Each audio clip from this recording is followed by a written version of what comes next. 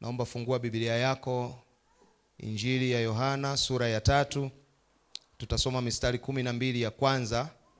Alafu nikisoma nitakwambia wiki hii tutakuwa tunajifunza nini, japokuwa tayari baba ameshatudokeza tunajifunza kuhusu wokovu, lakini nitafafanua vizuri kidogo baadaye.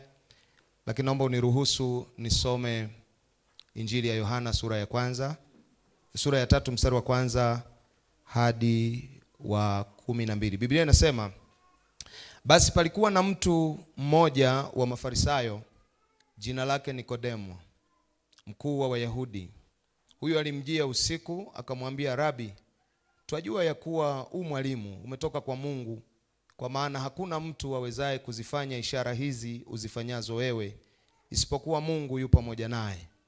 Yesu akajibu akamwambia, amini amini nakuambia, mtu asipozaliwa mara ya pili hawezi kuuona ufalme wa Mungu. Nikodemo akamwambia, awezaje mtu kuzaliwa akiwa mzee? Aweza kuingia tumboni mwa mamaye mara ya pili akazaliwa? Yesu akajibu, amini amini nakuambia, mtu asipozaliwa kwa maji na kwa Roho hawezi kuingia ufalme wa Mungu. Kilichozaliwa kwa mwili ni mwili, na kilichozaliwa kwa Roho ni roho. Usistaajabu kwa kuwa nilikwambia hamna budi kuzaliwa mara ya pili. Upepo huvuma upendako, na sauti yake waisikia, lakini hujui unakotoka wala unakokwenda. Kadhalika na hali yake kila mtu aliyezaliwa kwa Roho. Nikodemo akajibu akamwambia, yawezaje kuwa mambo haya? Yesu akajibu akamwambia, je, wewe mwalimu wa Israeli na mambo haya huyafahamu? Amini amini nakwambia kwamba lile tulijualo twalinena, na lile tulionalo twalishuhudia, wala ushuhuda wetu hamuukubali. Ikiwa nimewaambia mambo ya duniani wala hamsadiki, mtasadiki wapi niwaambiapo mambo ya mbinguni? Bwana asifiwe. Somo letu ni jinsi ya kuzaliwa mara ya pili. Kwa hiyo unaweza kuandika wokovu au jinsi ya kuzaliwa mara ya pili. Na nimeanza na habari njema sana ya Biblia, na ndio utakuwa utangulizi wangu kabla sijaenda mbali zaidi, ya kiongozi wa dini ya Kiyahudi aliyefika kwenye cheo cha juu kabisa cha usomi au cha kufaulu katika hiyo dini, cheo cha Ufarisayo, ambaye alikuwa pia ni mshiriki katika baraza la Wayahudi, wale wazee 70 wanaofanya maamuzi ya taifa zima. Nikodemo alikuwa ni miongoni mwa wale wazee. Alienda kwa Yesu usiku, na haikuwa bahati mbaya kwenda kwa Yesu usiku. Ilikuwa inaashiria mambo mawili kwenda kwa Yesu. Jambo la kwanza ilikuwa ni woga ama kujificha sionekane machoni pa watu. Lakini jambo la pili ni kwa sababu ya giza la kiroho alilokuwa nalo moyoni. Kwa hiyo asingeweza kuafford nuru na kwenda kwa Yesu mchana. Na alipofika kwa Yesu alianza kwa ufunguzi wa maneno ambayo ukiyasoma na ukiangalia kwa utulivu yalikuwa na dharau ndani. Anasema, Rabi, tunafahamu ya kwamba wewe mwalimu. Ni neno fulani la dharau, kwa maana nyingine anamdogosha Yesu. Yaani wewe ni mwalimu tu wa kawaida. Sisi hatukubaliani kama Mafarisayo ya kwamba wewe ni mwana wa Mungu na ni Mungu. Alafu Yesu hakutaka kuingia kwenye pongezi na kwenye hizi sifa bandia za Nikodemo. Yeye akapiga nyundo moja kwa moja. Amini amini nakwambia, mtu asipozaliwa kwa maji na kwa Roho hata urithi kamwe ufalme wa mbinguni. Na hapa ndipo mjadala mzito wa mazungumzo kati ya Nikodemo na Yesu ulivyoanza. Na huu mjadala unaweza ukatusaidia sana kuelewa somo letu, na kwa sababu naweka utangulizi utanielewa. Yesu akajibu moja kwa moja, na hakutaka kwenda kwenye pongezi. Yeye alienda kwenye pointi moja kwa moja. Na jibu la Yesu lilikuwa kama nyundo inayoenda kutikisa misingi ya imani ya Kiyahudi ambayo iko kinyume kabisa na injili ambayo Yesu ameileta. Kwa hiyo baada ya kuambiwa hayo maneno, yakawa ni mageni masikioni kwa Nikodemo, kwa sababu kwa Wayahudi angalau pointi ya kuzaliwa kwa maji ilikuwa ina make sense kwao, kwa sababu wamekuwa na utaratibu wa kikuhani tangu Agano la Kale, kwa mtu yoyote kutakaswa kupitia maji anapoingia kwenye ufalme wa Mungu hapa, au anapoingia kwenye kazi ya ukuhani, anapowekwa wakfu. Biblia inaonyesha hivyo na baadaye tutajifunza. Lakini habari mpya na ngumu kwa Nikodemu ilikuwa ya kuzaliwa kwa Roho. Ndio kilikuwa kitu kigumu zaidi kwake, na hii ilimchanganya yeye, akawa na tafsiri kuzaliwa anakokujua kwa mwili, mpaka kauliza, mimi ni mzee, inawezekanaje mtu ambaye ni mzee aingie tumboni mwa mama yake alafu azaliwe tena? Alafu Yesu akamwambia, sikiliza Nikodemu, kinachozaliwa kwa mwili ni mwili, na kinachozaliwa kwa roho ni roho.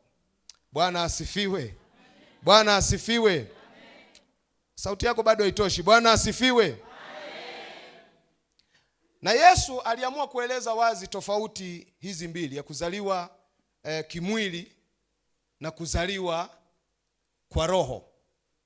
Na sisi tunaenda kujifunza kwa hizi siku zote tutakazokuwa nazo, jinsi ya kuzaliwa mara ya pili. Sema amina. Amen. Niko na wewe bado. Amen. Kwa hiyo hii lugha ndio iliyomchanganya sana Nikodemu.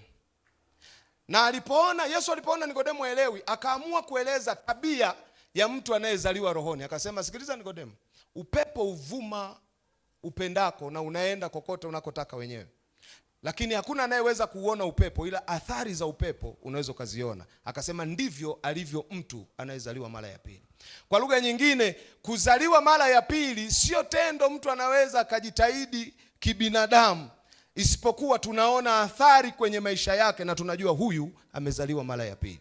Kuna mtu ananielewa nini ninachosema? Bwana asifiwe. Naomba uziitikie kwa nguvu hizo. Bwana asifiwe.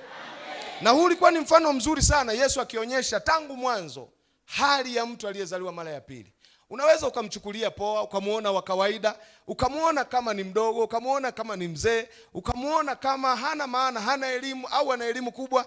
Hauwezi ukamtathmini kwa kumwangalia kwa nje, lakini unaweza ukaona athari kama upepo ambavyo Yesu alivyoutolea mfano kwenye maisha yake, ndipo utakapojua huyu amezaliwa mara ya pili.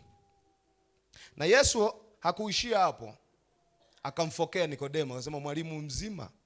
Nafikiri ingekuwa kwa lugha ya sasa hivi angesema mzee mzima ovyo. Mwalimu mzima wa Israeli, hujui habari ya mambo haya ya kuzaliwa mara ya pili? Na nafikiri ndio swali kubwa ambalo tunaweza tukaanza nalo hata sisi leo, jinsi ya kuzaliwa mara ya pili. Kama profesa huyu wa Torati, mwenye dini mwenyewe, mwenye baraza la Sanhedrin la Kiyahudi, hajui namna ya kuzaliwa mara ya pili anakofundisha Yesu, alafu wewe umepata neema ya kuitwa aliyeokoka, aliyezaliwa mara ya pili. Nafikiri hata sisi tuna haja ya kujifunza jinsi gani tunazaliwa mara ya pili, na namshukuru Mungu kwamba miongoni mwetu hapa nafikiri wote tumezaliwa mara ya pili, si ndio? Lakini ni vizuri tukajua ili tusaidie kuwa imara zaidi. Na naomba nione mikono hewani kwa mtu ambaye anatamani kuendelea kujifunza hili somo. Sasa naomba unisikilize. Kama hiki kikao tungeamua kukifanyia tathmini, alafu tukaulizana kiufahamu, kati ya Yesu na Nikodemu nani alikuwa na matatizo ya kiufahamu, huenda wote hapa tungepiga kura kwamba Nikodemu alikuwa na matatizo. Anayekubaliana na mimi apunge mkono namna hii. Alikuwa na tatizo la kiufahamu, hajui jinsi ya kuzaliwa mara ya pili. Na hili swali ndio ambalo, au hili tatizo ndio ambalo wengi linawasumbua kule nje mabatini tulikokuwa nao. Ukihubiri habari ya kuokoka, ukihubiri habari ya kuzaliwa mara ya pili, akili ya kibinadamu ni ngumu kushika. Ndio maana ukipata neema ya kuokoka, jua Roho Mtakatifu amehusika na kuokoka kwako, akakupa huo ufahamu, ukaokoka. Haujaokoka kwa nguvu zako mwenyewe, ni neema kutoka kwa Mungu aliyekujalia kuokoka. Sasa nisikilize hivi. Kwa uzoefu wangu huu mdogo tu watangu nimeokoka, nimejifunza kitu kimoja. Mtu yoyote akiokoka alafu kigundua au kimkuta ana matatizo, au hata akimshirikisha mchungaji matatizo yake, mchungaji nina shida, iwe kwenye mahusiano, iwe kiuchumi, iwe kiroho, mahusiano yoyote. Ukianza kuhangaika na tatizo analolisema, kuna matatizo huwa yanasovika. Lakini kuna mengine unakuta ni magumu kusovika, na ukiyafuatilia vizuri utakuja kugundua chanzo chake ni namna mtu alivyozaliwa mara ya pili. Ngoja labda nifafanue hivi. Sasa hivi nafikiri mnaona hasa kwa nchi yetu ambavyo tunaitwa Wakristo lakini bado tunaamini tuko chini ya laana. Yaani kabisa ameokoka mwana praise, ameokoka mtumishi wa Mungu, lakini unasikia niko chini ya laana. Alafu laana zenyewe wanaosingiziwa shangazi, babu. Hii ni laana ya babu, laana ya nani? Na ameokoka na mkiri Yesu kwamba ni Bwana na Mwokozi wa maisha yake. Na unaweza usielewe, na kwa mfano sisi wa TAG tunaweza hata tukafikiri huyu mtu hajaokoka vizuri au hajamjua Mungu vizuri. Lakini ukweli ni kwamba watu wengi, matatizo mengi wanayokutana nayo wanapoendelea na safari ya kiroho yanaanzia na vile walivyozaliwa. Jinsi tulivyozaliwa kuanzia kwenye msingi wetu ndio chanzo cha matatizo yote. Huku kwingine ni matawi tu tunahangaika nayo, lakini kuna namna ambayo tunazaliwa mara ya pili na kuna tuathiri tunavyozidi kuendelea kiroho. Na nitafundisha, naamini utaelewa, na kwa sababu leo naweka utangulizi utanielewa vizuri. Mzee mmoja siku moja alikuwa anapata shida, alikuwa na kanisa lake. Nilisoma kitabu chake fulani. Alikuwa anaongea matatizo ya Wakristo wake. Anasema amepambana sana tangu amehubiri mara ya kwanza, Wakristo wameokoka, wameingia kanisani, amejitahidi kuwafundisha, anaomba nao, lakini kila siku akaja kuhisi mbona nina kanisa la watu wenye matatizo tu. Najua hii hata baba atakubaliana na mimi. Sidhani kama mnafurahia sana kwamba wiki kwa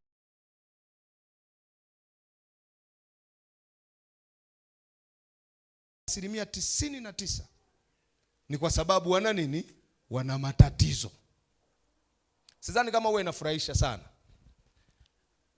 Sasa ukiyafuatilia yale matatizo anavyosema yule mzee, akaja kugundua swali moja muhimu sana ambalo alipoanza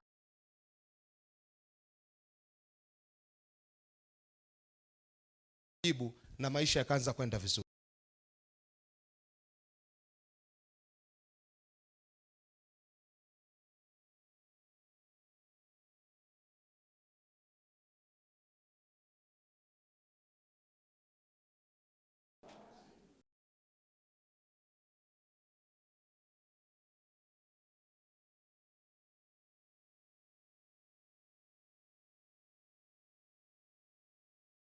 Kadri walivyokuwa wanamuelezea walivyookoka, ndivyo alikuwa anagundua chanzo cha matatizo yao.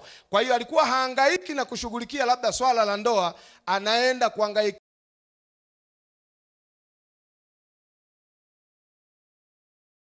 tatizo aliloletewa mezani. Na anasema siku moja akawa anashughulikia ndoa ya mtu ambaye hajawahi, na anasema kabisa sijawahi kupendwa na mume wangu wala hatujawahi kupendana.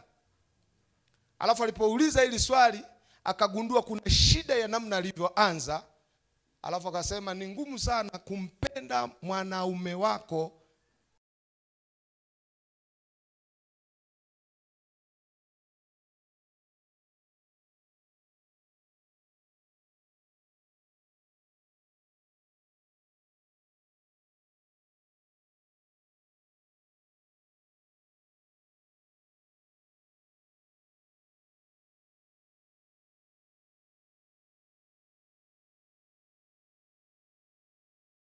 kiroho.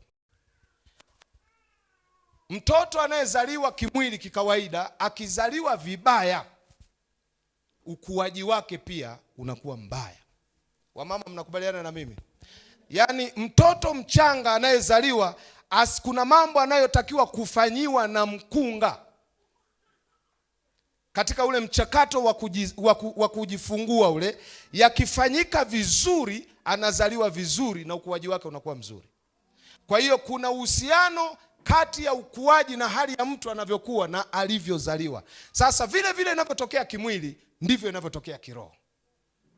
Wakati sisi tunapata mtoto, Ile siku asubuhi nimempeleka hospitali mke wangu nijifunze hiki kitu sana. Kaja daktari, kadada tu kamoja kadogodogo tu, habari mtumishi, mnaendeleaje? Basi tunamshukuru Mungu, naomba mteja wangu niachie. Na kanatafuna hadi bigiji. Akaondoka naye. Mke wangu hadi sura imebadilika kwa sababu huko anakoenda hajui kama atarudi au harudi. Lakini baada ya muda mchache wakarudi wakiwa na furaha. Alafu nikaanza kujiuliza, hivi nilikaaminije aka kadada kaende na mke wangu huko? Lakini nilikuwa na amani kwa sababu nilikuwa najua huyu ni mkunga aliyejifunza, amekaa darasani, amefanya mazoezi, anajua cha kumfanyia mke wangu ili mimi niweze kupata nini? Mtoto.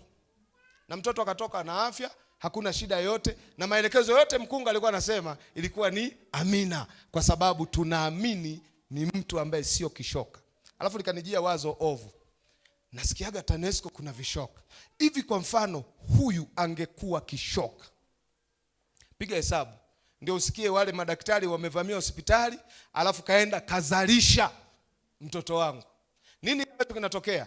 Maana yake kuna hatari ya kuua mtoto kabla hata hajaanza kuishi, ama kumsababishia ulemavu hata kabla hajaanza kuwa mtu mzima. Sasa vile vile inavyofanyika kimwili ndivyo hivyo inavyofanyika kiroho. Ndio maana ni vizuri tukajifunza jinsi ya kuzaliwa mara ya pili kwa kuchukua mfano wa jinsi tunavyozaliwa kikawaida kwa jinsi ya mwili. Amen. Naeleweka mpaka hapo, watu wa Mungu? Mungu atusaidie.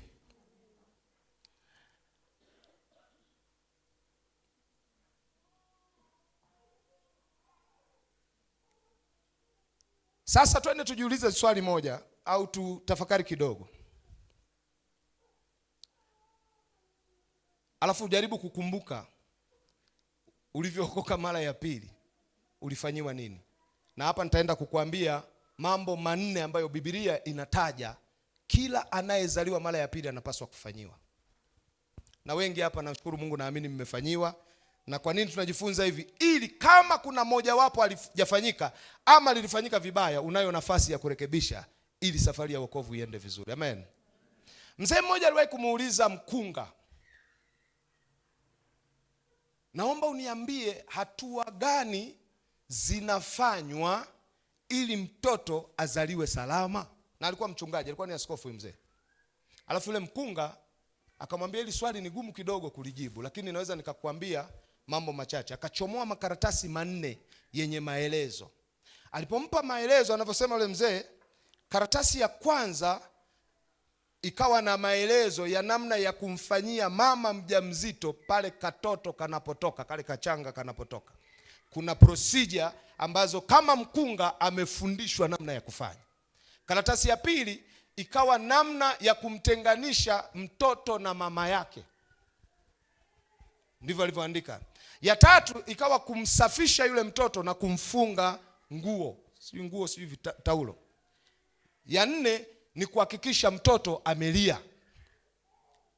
Nimeshaonaga movie fulani hizi clip, kitoto kimezaliwa akijalia, kinakula vibao utafikiri kijambazi.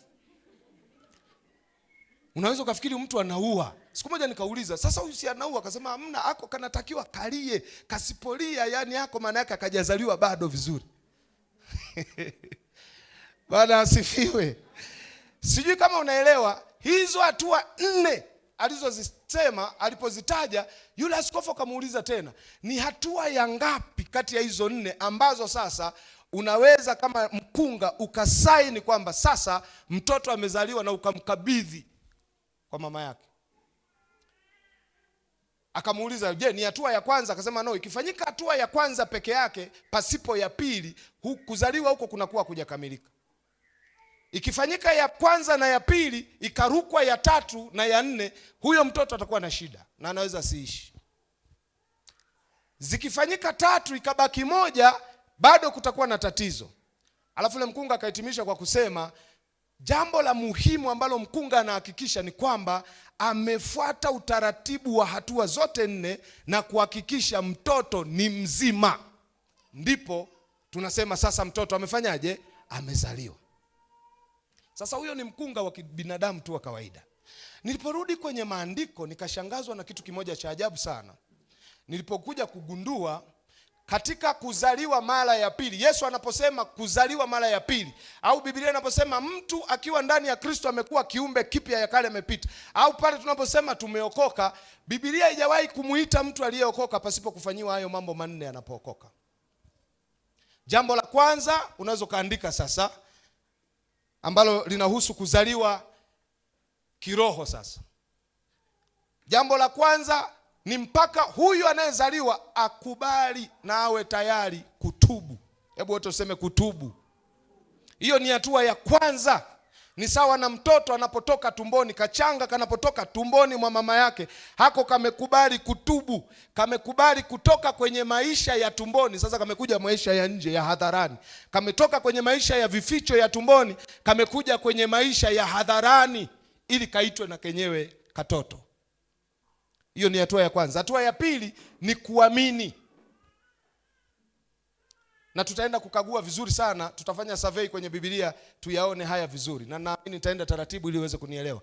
Kuamini, tena ngoja hapo kwenye kutubu andika vizuri ili tuendane vizuri. Andika kutubu kwa Mungu ili tuiweke vizuri.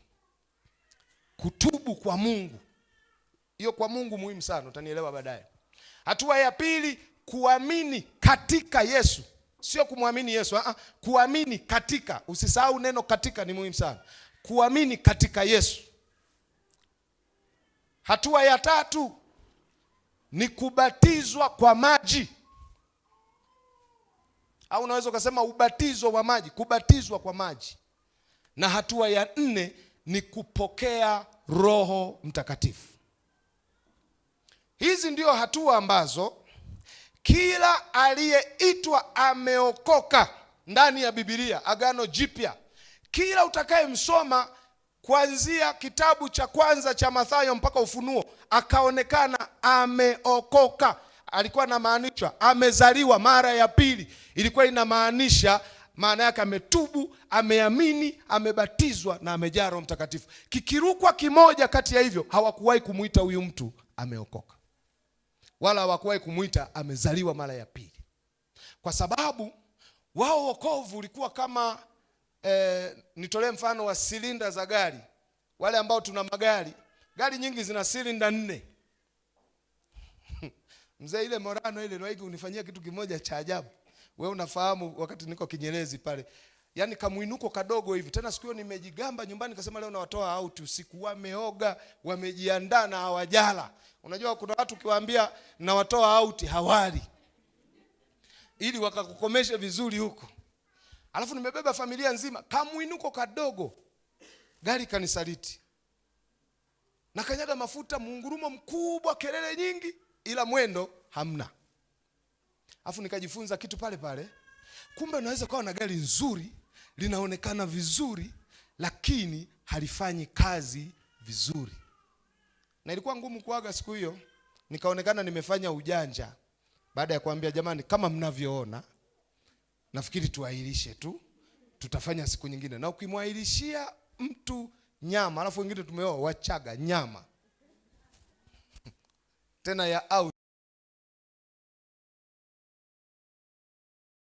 Jifunza kitu kimoja. Baada ya kuja fundi, namwambia gari nzuri, imeoshwa, iko safi, inang'aa, tairi safi.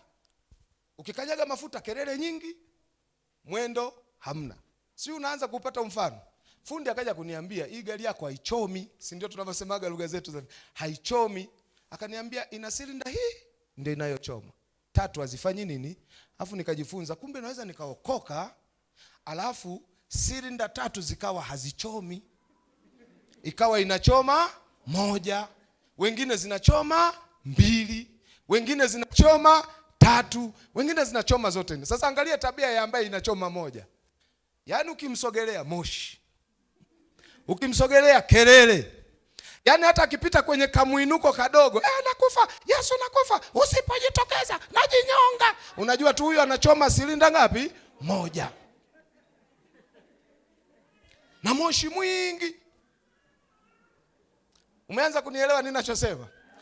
Angalau wa silinda 2 unaweza ukamsukuma sukuma akajitahidi akaenda, lakini na yenyewe makelele mengi na moshi mwingi, lakini mwendo hamna. Huku nje anaonekana gari zuri la kifahari. Waendesha magari wale ambao tunapendaga kukimbia barabarani, hakunaga aibu kuwa na gari zuri la bei alafu kapitwa na ST.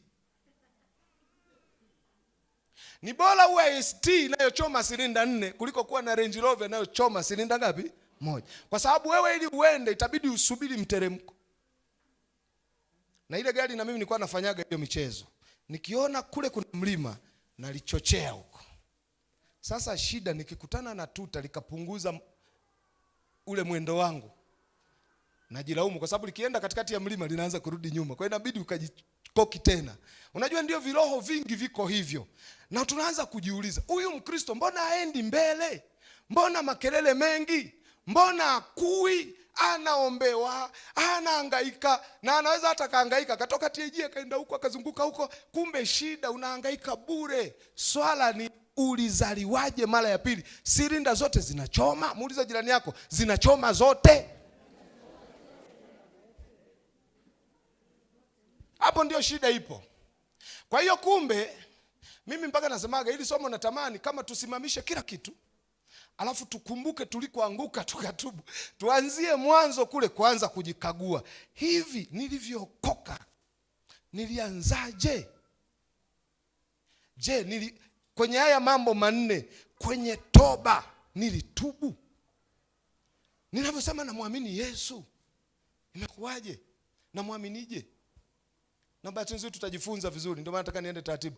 Tunaposema ubatizo wa maji kunatokea nini? Na kwa nini hata Yesu aliagiza? Tunaposema kupokea Roho Mtakatifu ina maana gani? Na naomba nikwambie, ukimkuta mtu aliyeokoka ambaye silinda zote zinachoma, yeye kwenye mteremko anaenda kama anavyoenda kwenye mlima. Yaani kote ni mwendo. Wakati wewe unaona mlima, yeye anaweza kaona kawaida kwa sababu nguvu za kwenda mbele anazo. Ngoja nikutolee mfano mwingine wa magari hayo. Wakati tumekuja kwenye harusi ya Godwin, ile tunaondoka na mke wangu hapa,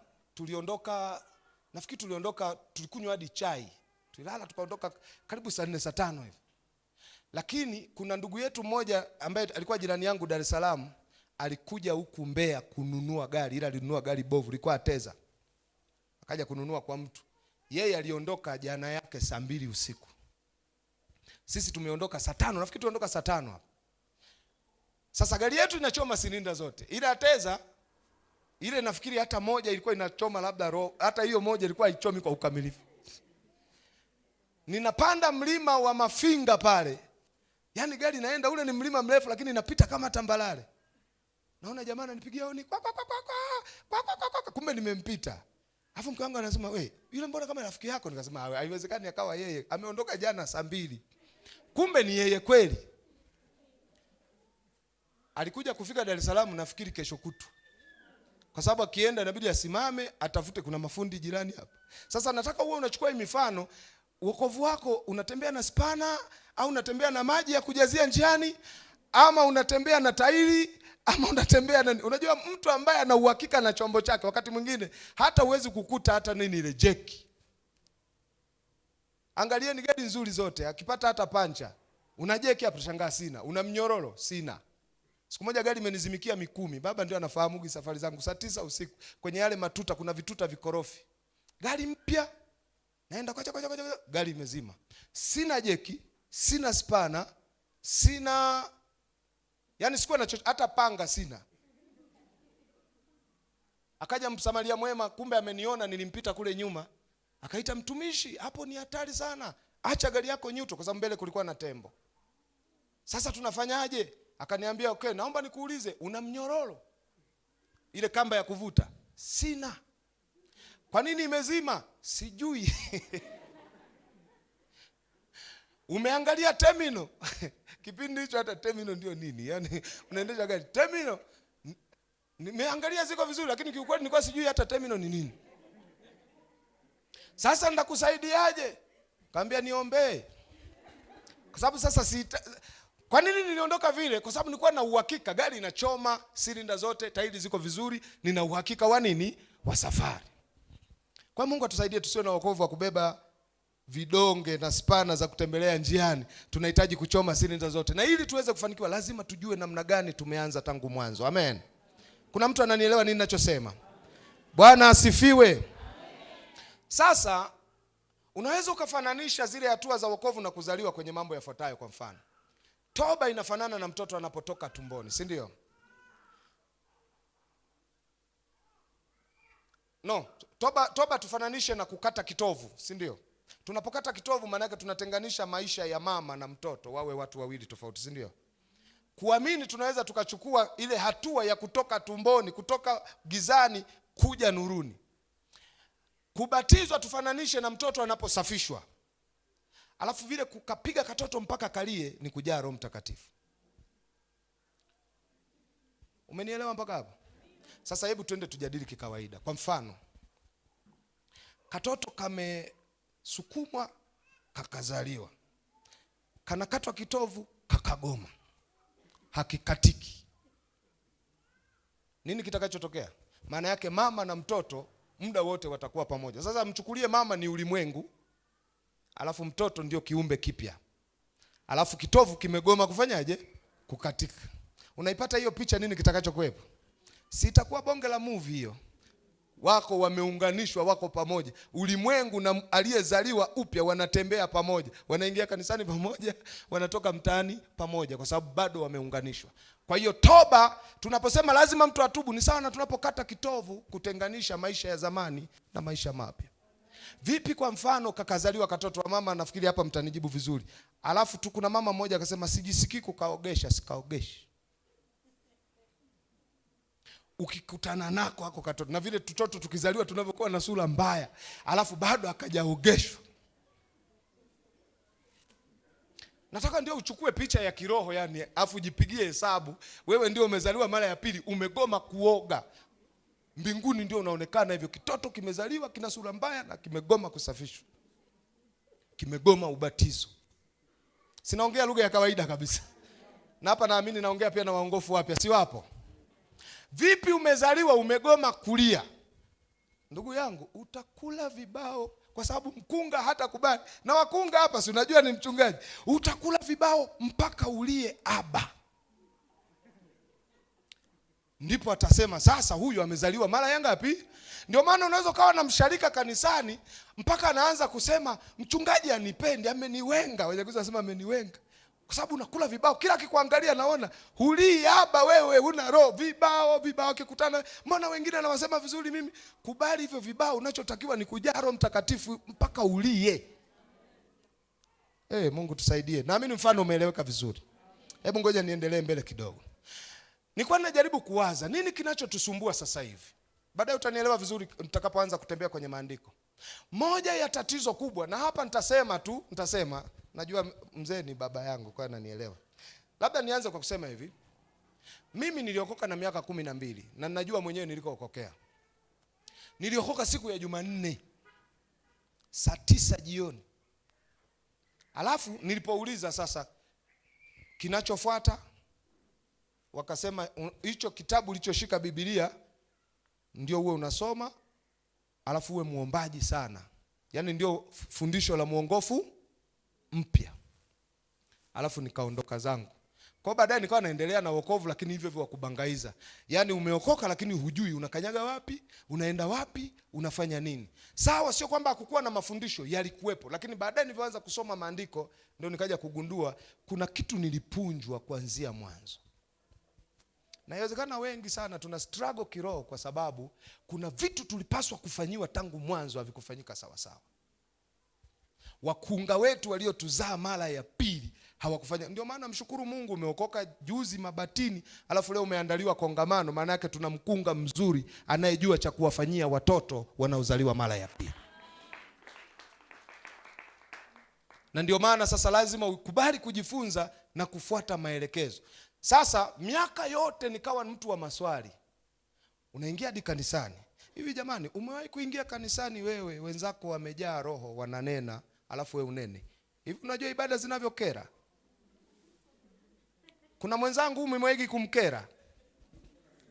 Baadaye ukikereka inabidi ukubaliane na hali Na ukikubaliana na hali unaanza kuona wanaigiza. Hausemi moyoni, ila mdomoni usemi, lakini moyoni unasema wasanii hawana lolote. Kwa sababu unahisi kila kitu wanajifanyisha, kwa sababu ni experience ambayo wewe huna. Lakini aliyezaliwa mara ya pili akimuona mtu ananena, kwanza anaweza kujua, kwa sababu mambo ya rohoni yanatambulika kwa jinsi ya nini? Ya rohoni. Mwai kukaa na mtu anaomba afu wewe uombi? Kajaribishe uone. Saa 9 kaamka afu ndio usingizi unaanza. Huwezi kumkemea, huwezi ukasema hiyo sio roho, utaishia kusema uwage na hekima. Uwage na hekima. Kubali kukua. Na sivyo utapata taabu sana. Niliwahi kuishi na ndugu yangu alinizidigi kiroho. Ngoja leo nitubu hapa. Mbelea. Saa 9 kamili, yani hahitaji kuweka alarm. Ikifika saa 9 anaamka. Alafu unamsikia kwa mbali. Nikasema huyu anataka kunichukulia poa. Dawa ya moto ni nini? Ni moto. Kiamka akikiwasha na mimi nakiwasha.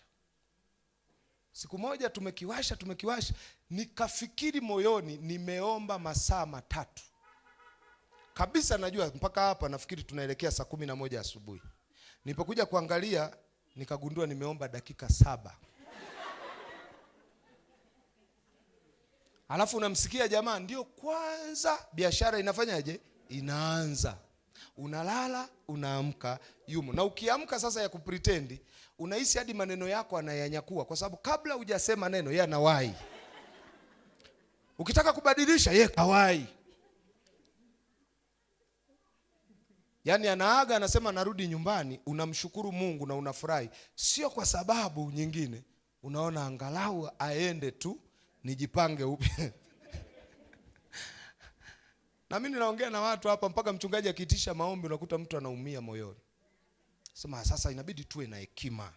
Mchungaji, muda wa maombi tuwe tunaomba, Mungu anasikia hata ukiomba machache. Wewe huna tu nguvu, jitahidi ufikie level wenzako walikofanyaje? Walikofika. Acha kutumia hekima bandia hizo. Mungu atusaidie. Bwana asifiwe. Sasa nini nilichoanza kukigundua kinachotusumbua? Mojawapo ya athari niliyokuja kuigundua ni lugha inayotumika kuanzia tunapozaliwa mara ya pili. Na hapa nitasema matatizo mawili ambayo wakunga nao wengi huwa wanawafanyia wanaozaliwa mara ya pili. Lugha. Nikisoma Biblia yangu inaniambia hivi, mtu anayezaliwa mara ya pili anatakiwa kutubu kwa Mungu. Ndivyo inavyosema. Na nafikiri hapa hatukosei sana. Hata tunapohubiri injili watu watubu, tunawaambia watubu sio kwa sababu waliwakosea baba zao na mama zao, tunawaambia watubu kwa sababu wamemkosea nani? Mungu wa mbinguni. Si ndio tunavyohubiri? Hiyo lugha tukifanya hivyo tunakuwa tuko sahihi. Lakini tukifika kwenye kuamini, nimesikia na mimi kwa uzoefu wangu wa kuzunguka maeneo mbalimbali, nasikia kuna kosa ambalo hata wainjilisti nafikiri kwenye matumizi ya lugha hatujawa makini au hawajawa makini. Utasikia wasema mpokee Yesu. Wangapi tumeshasikia hiyo kauli? Yesu yuko mlangoni, amesimama anabisha, mfungulie moyo wako, umpokee Yesu. Mwingine anasema mpe Yesu maisha. Juzi nilikuwa namwangalia comedian mmoja anasema, Wakristo walokole wananiambia nimpe Yesu maisha. Maisha nitayatoa wapi kwa sababu sina? Lakini ukisoma Biblia walikuwa hawajawahi kusema mpokee Yesu, walikuwa wanasema muamini Yesu. Na nitakwambia ina maana kubwa sana. Walikuwa wanasema tubu kwa Mungu, muamini Yesu, batizwa kwa maji, pokea Roho Mtakatifu. Kuna mtu ameelewa nini ninachosema mpaka hapo? Sasa kwa nini lugha hii ninataka kuikosoa? Kwa sababu nimejifunza kitu kimoja. Ukibadilisha lugha, maana yake unabadilisha wazo. Ukibadilisha wazo, maana yake unabadilisha kanuni.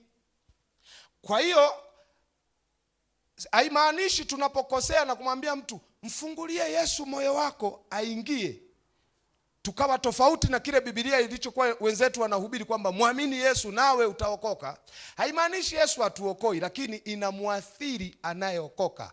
Kwa mfano, mimi ninapookoka, mzee Tambikeni akitumia lugha isiyokuwa ya kibibilia, mimi sinasikia, najua wokovu kumbe ni hivi. Kuna mtu ananielewa nini ninachosema? Anajua wokovu ni hivi. Ngoja niwaambie moja ya vitu vinavyoathiri. Kwa mfano, hapa si watu wameokoka wengine jana kwenye kongamano.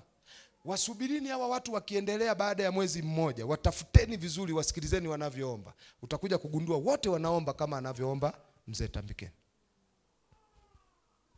Mzee kama anaomba, Baba tunakushukuru, hadi kwenye chakula utashangaa, tunakushukuru kwa chakula hiki, kwa sababu wanafanya kama baba yao aliyewazaa anavyofanya. Sasa piga hesabu, akawa na lugha isiyo rasmi ya kibibilia, wataenda hivyo hivyo. Sasa imaanisha wajaokoka, lakini wanaathiriwa na kile walichojifunza tangia mwanzo. Nilikuwa Bukoba. Sasa hapa naanza kusema siri za watu.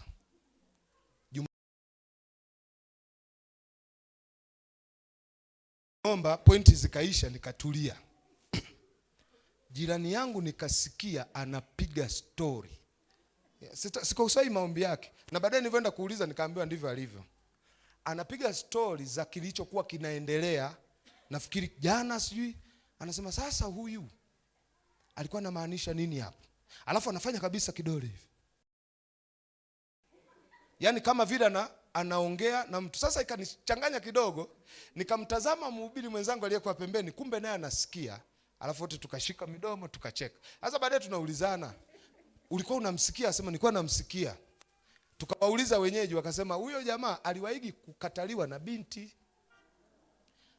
Alipoenda kwenye maombi akaanza kusema, alafu wewe Anita, kwa vigezo gani kunikataa?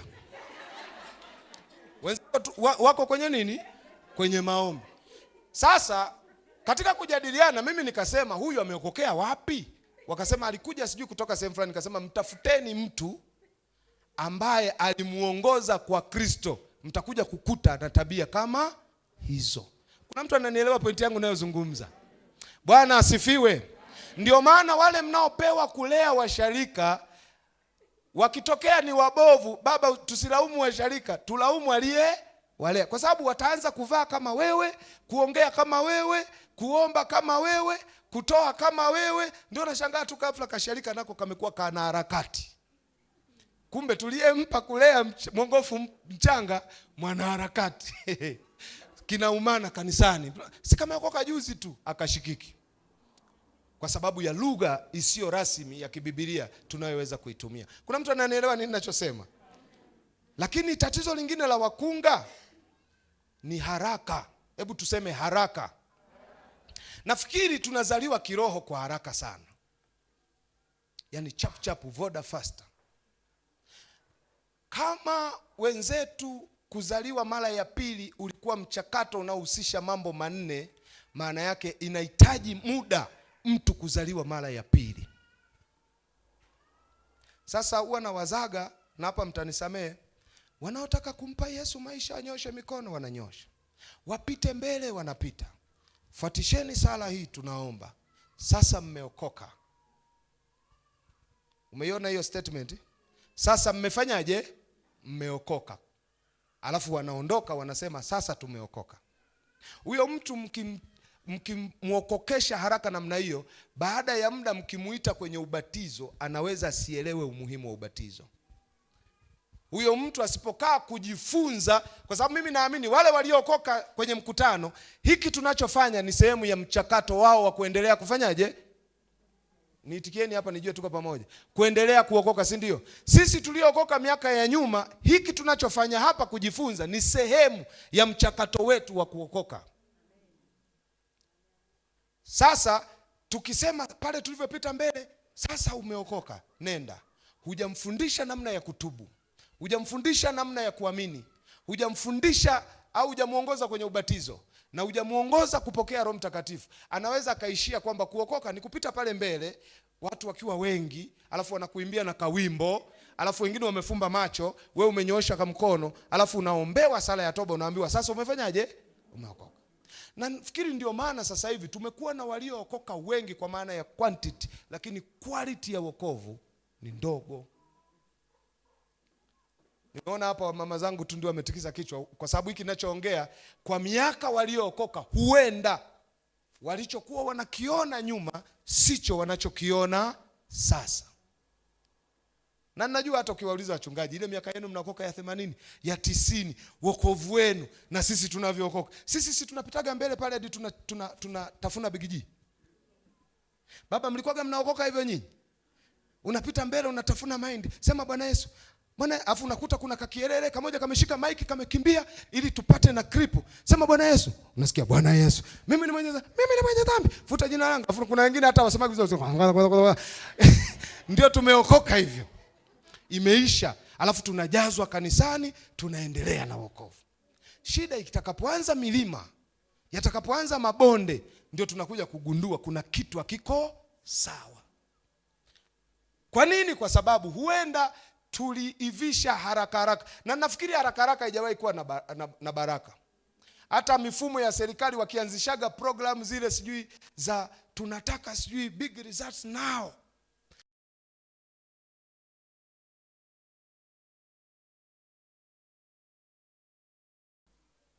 Hivi kuna mtu ananielewa ninachosema? Naomba tuulizane swali. Bora kipi? Tubaki 5 tumeokoka, au tuwe 500 tunasuasua? Heri kipi? Au tasema tutabananaga umo. Labda niulize hivi. Ukichukua chupa za chai, chupa ya chai tunajua wote kazi yake ni kutunza maji ya nini? Ya moto, si ndio? Chupa za chai nzuri tukazipanga 10, alafu tukazijaza maji lakini zikawa zinapoza. Alafu labda katika hizo 10, 2 zikawa zinatunza moto. Alafu tunatoka tufanye maamuzi ya matumizi ya hizo chupa kutokana na manufaa yale ambayo yametufanya tuzinunue. Kipi kwetu kitakuwa cha maana? Kubaki na 8 vuguvugu au 2 zinazotunza moto? Sasa si wapenda muongee kwa nguvu, mnitie moyo kidogo. Kwa nini tunasema 2? Kwa sababu chupa 8 wingi wake wa maji ukiendelea kumimina haiyafanyi maji vuguvugu yawe ya moto. Lakini ni heri chupa 2 chache za maji machache ambazo ni za moto, zina manufaa zaidi. Hiyo Mungu ndivyo anavyotazama, anajali quality sana kuliko quantity. Sisi kwa binadamu wetu tunajali zaidi wingi kuliko ubora. Amen. Mungu atusaidie. Bwana asifiwe. Ngoja niende mbele kidogo, hapo nafikiri nimepamaliza. Sasa naomba nikupeleke kwenye ushahidi wa maandiko ili pia uwe unajua hizi hatua 4 huyu anayefundisha amezitoa wapi. Alafu ndio nitakuwa namalizia hicho kipengele haraka sana. Kuokoka kumeanza kuhubiriwa Agano Jipya. Na wote nafikiri hapa tunajua Agano Jipya tunaanza Mathayo mpaka Ufunuo. Lakini kama unataka kujifunza, hasa sisi wa Pentekoste, kama tunataka kujifunza na kuwa na matokeo, tunachotakiwa kufanya ni kusoma maandiko, tukasoma wenzetu kanisa la kwanza walivyokuwa wanawafanyia waliookoka, au walivyokuwa wanawaita waliookoka kulingana na vile walivyokuwa. Tukisoma tukaelewa walichokuwa nakifanya, tukapenda matokeo waliokuwa nayo, na sisi tukayataka yale matokeo, maana yake inabidi turudi kwenye maandiko tujifunze walikuwa wanafanyaje. Sasa nisikilize. Biblia pamoja kwamba Agano Jipya linaanza Mathayo mpaka Ufunuo, lakini vile vitabu vinagawanyika kwenye mafungu 4. Tuna vitabu 4 vya Injili, tuna kitabu kimoja cha historia, Matendo ya Mitume, alafu tuna nyaraka, alafu tuna Ufunuo wa Yohana, kitabu kimoja cha nabii. Sasa nisikilize.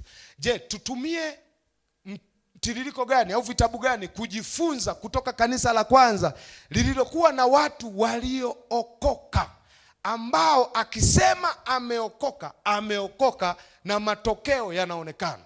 Tukienda kuvikagua vitabu 4 vya Injili, hauwezi ukapata hizo hatua za kuokoka, kwa sababu wakati Yesu yuko duniani, ubatizo ulikuwa ukihubiriwa, ulikuwa sio ubatizo wa kumfanya mtu aokoke, ulikuwa ni ubatizo wa toba peke yake. Kuna mtu ananielewa ninachosema? Kwa sababu kuna tofauti ya ubatizo wa Yohana au niseme kuna tofauti ya ubatizo kabla Yesu hajafa na ubatizo baada ya Yesu kufa. Sisi tunapobatizwa baada ya Yesu kufufuka, tunabatizwa katika mauti ya Kristo. Sasa mwahi kujiuliza, wale walikuwa wanabatizwa kabla Yesu hajafufuka walikuwa wanabatizwa kwenye nini? Kwa hiyo hata kama wote walikuwa maji mengi, ubatizo unatofautiana. Utanielewa kidogo baadaye. Toba iliyohubiriwa ya kabla Yesu hajaenda msalabani haifanani na toba iliyohubiriwa baada ya Yesu kufufuka. Zote ni toba, lakini zinaelekea tofauti kidogo, na nitakueleza pia vizuri. Ukizisoma Injili zitakuonyesha hivyo. Na sijui kama unafahamu, kabla Yesu hajafufuka hakuna mtu yeyote aliyepokea Roho Mtakatifu, ukiachia wale wachache akina Elizabeth, akina Ana binti Fanuel, Zakaria baba yake. Hicho ni kipengele kingine, tunamuita yule ni Roho Mtakatifu aliyeanza kutembea katika kipindi cha huduma ya Yesu. Lakini kabla Yesu hajaenda msalabani hakuna mtu aliyepokea Roho Mtakatifu. Na nitakupa ushahidi wa maandiko. Ukisoma Injili ya Yohana sura ya 7 mstari nafikiri wa 37, 8 na 9, Yesu alihudhuria sikukuu ya vibanda. Alafu kwenye ile sikukuu akapiga kelele akasema, na kushukuru Mungu kwa sababu mambo haya alipiga kelele akasema, kila aonaye kiu na aje anywe. Alafu Biblia inasema kwenye mabano, alikuwa akiongea habari za Roho Mtakatifu ambaye watampokea wale waaminio baadaye, kwa sababu Yesu alikuwa hajatukuzwa bado. Maana yake hakuna aliyepokea Roho Mtakatifu kabla Yesu hajafanyaje? Hajafufuka. Kwa hiyo ukienda kutaka kujifunza jinsi ya kumuongoza mtu kwenye wokovu au jinsi ya kuzaliwa mara ya pili kwenye Injili zile 4, utapata tu madokezo, lakini hautaipata yenyewe ile full package, nini kilichokuwa kinatakiwa kufanyika na inatakiwa iweje. Nitarudi hapo baadaye. Lakini ukienda, nataka kuruka Matendo ya Mitume. Ukiruka Matendo ya Mitume ukienda kwenye nyaraka za Paulo, maelekezo yote na nyaraka zote zilikuwa zinaongea na watu ambao tayari wameshazaliwa mara ya pili. Kwa hiyo hakuna maelezo yaliyonyooka yanayoonyesha mtu anapotakiwa kuzaliwa mara ya pili azaliweje. Kwenye zile nyaraka uweze kupata kwa uwazi. Na ukienda Ufunuo ni hivyo hivyo. Sasa ni kitabu gani ambacho kinaweza kikatufundisha na tukaona hatua za kuzaliwa mara ya pili? Kinabaki kimoja, ni Matendo ya Mitume. Kwa sababu ndani ya Matendo ya Mitume ndiko utapata hii package kwa uzuri kabisa, kwamba kila aliyetaka kuokoka, wale mitume walioagizwa na Yesu walihakikisha ametubu, ameamini, amebatizwa, amejaa Roho Mtakatifu. Wakiona tu amejaa Roho Mtakatifu ndio wanamuita Mkristo. Asipojaa Roho Mtakatifu hatakiwi hata kuitwa Mkristo, hatakiwi kuitwa hata ameokoka. Anakuwa tu mtu ambaye ana matatizo, na hawakuwahi kumwacha hivi hivi. Walipambana sana mpaka ajaye. Akijaa ndio anasema Mkristo. Hapo tu panatakuwa patushtue. Kama Petro aliyekaa na Yesu hakubali mtu aliyemwamini Yesu awe Mkristo pasipo Roho Mtakatifu, piga picha sasa, ndio utaanza kuona tuna tatizo kubwa kiasi gani sasa hivi. Kuna mtu ananielewa ninachosema? Kuna mtu ananielewa ninachosema? Au imekuwa ngumu kumeza? Ndio utaona tuna shida kubwa kiasi gani. Ngoja nikupe mfano mdogo tu. Siku moja Petro ametumwa aende kwa Kornelio ambaye alikuwa ni mataifa. Ukisoma vizuri unaziona hatua za kuokoka au za wokovu, za kuzaliwa mara ya pili kwenye sura ya 10 ya Matendo ya Mitume. Wakati anahubiri, waliamini, wakatubu, wakabatizwa, kabla hawajabatizwa wakajaa Roho Mtakatifu. Kuna hatua moja ilirukwa, wakajaa Roho Mtakatifu. Ukisoma mstari wa 48, Petro aliwasubiri wamalize kunena kwa lugha ili awabatize. Na unaanza kujiuliza swali, si wamejaa? Tena alisema kabisa, ikiwa watu hawa wamejaa Roho Mtakatifu kama sisi, nini kinachozuia wasibatizwe? Na unaanza kujiuliza, Petro, kwani ubatizo una umuhimu gani kama mtu amejaa Roho, situmwache tu. Hakuwa mjinga, alikuwa anajua hiyo ni silinda nyingine inatakiwa ichome. Isipowekwa huyo mtu atasuasua kwenye safari yake anakoenda. Nani ananielewa ninachosema? Petro huyo na Yohana kwenye Matendo ya Mitume sura ya 8, Barnaba ameteremkia Samaria akahubiri Injili. Alafu Biblia inasema Wasamaria waliposikia wakaiamini Injili, wakatubu, wakabatizwa. Lakini Barnaba alipofika kwenye kuwaombea hawakujaa Roho Mtakatifu. Na ukitaka kujua hili jambo lilikuwa serious, Barnaba akaona hawana sifa ya kuitwa Wakristo, hawajajaa bado Roho Mtakatifu. Sasa nafanyaje? Na mimi nimewaombea hawajajaa. Akakata rufaa, akaandika barua, Petro na Yohana mlioko Yerusalemu, mitume wa Bwana, huku nimefanya 1, 2, 3. Nimewaombea wametubu, nimewahubiri wametubu, wameamini, wamebatizwa, hawajajaa. Nafanyaje? Wakamwambia tunakuja wenyewe. Walipokuja, Biblia inasema wakawaombea kwa kuwawekea mikono, wakajaa Roho Mtakatifu, wote wakanena kwa lugha. Japokuwa kuna jambazi mmoja tu hakujaa. Na ukifuatilia kwa nini hakujaa, alikosea kwenye kipengele cha toba. Nenda kasome makemeo ya Petro. Simoni mchawi aliposema mniuzie mimi uwezo mlionao ili na mimi niwe na uwezo wa kuwagawia watu Roho Mtakatifu. Petro akasema potelea mbali, unafikiri karama ya Mungu inanunuliwa kwa fedha? Alafu akasema moyo wako haukuwa mnyofu. Alafu akamwagiza tubu. Maana yake tatizo la Simoni lililomfanya asipokee Roho Mtakatifu, mchakato wa kutubu hakuufanya vizuri. Na naomba nikwambie, Mungu anatamani kila anayeokoka akifanyiwa hii michakato yote, yani akitubu, akiamini, akibatizwa, pale pale anatakiwa kujaa Roho Mtakatifu. Asipojaa, sio kanisa la TAG, sio tatizo la TAG, sio tatizo la mchungaji, sio tatizo la mhubiri, ni tatizo la huyu aliyeamini katika haya mambo matatu ya mwanzo kabla ya kupokea Roho Mtakatifu. Kuna mengine hayafanyiki vizuri. Na ndio maana tuna kanisa ambalo watu hawajai Roho Mtakatifu, sio kwa sababu nyingine yoyote, bado hawajatubu, bado hawajaamini, bado hawataki kubatizwa. Na hii michakato ukisoma Matendo ya Mitume utaona kwa uwazi kabisa yanajitokeza: kutubu, kuamini, kubatizwa na kupokea Roho Mtakatifu. Sasa naomba ni kuchallenge kidogo. Andika Matendo 8 mstari wa 14 hadi 15. Alafu utaandika mstari wa 17. Utaweka mkato. Alafu utaandika mstari wa 20 hadi 24. Alafu utaandika pia Matendo ya Mitume sura ya 19 mstari wa 1 hadi wa 7. Ukisoma hizo sura utaona kwa uwazi kabisa hatua 4 za kuokoka. Ongezea pia Matendo ya Mitume sura ya 2, wakati Petro anahubiri, utaziona hatua zote 4. Kile kilichokuwa kinaitwa wokovu ni jumla ya hizo hatua zote 4 zilizofanywa kwa ukamilifu na kwa usahihi. Kitabu pekee ambacho kimeziweka pamoja, ngoja kwanza labda andika na Waebrania sura ya 6 mstari wa 1 hadi wa 3 hadi wa 2 pale. Waebrania ndio ameziweka zote 4, nitazifuata, nitazirudia hizo baadaye. Sasa nisikilize. Luka wakati anaandika kitabu cha Matendo ya Mitume alitumia akili ya uandishi kubwa sana.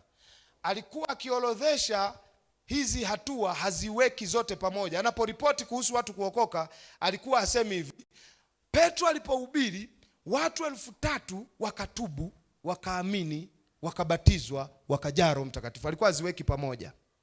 Alikuwa anachukua kitu kimoja ambacho ni cha kustaajabisha zaidi, ndicho anachokiripoti. Ukiona anasema wakamwamini Yesu, anamaanisha walitubu, waliamini, walibatizwa, walijaa Roho. Kuna sehemu nyingine unashangaa anasema tu wakabatizwa. Tena hapa naomba niongee kidogo kwa sababu nimeshasikia mafundisho potofu. Wakabatizwa kwa jina lake Yesu. Baba, sasa hivi kuna watu wametengeneza fundisho wanasema hivi: mitume hawakuwahi kumbatiza mtu kwa jina la Baba na Mwana na Roho Mtakatifu. Ngapo umeshasikia hiyo kauli?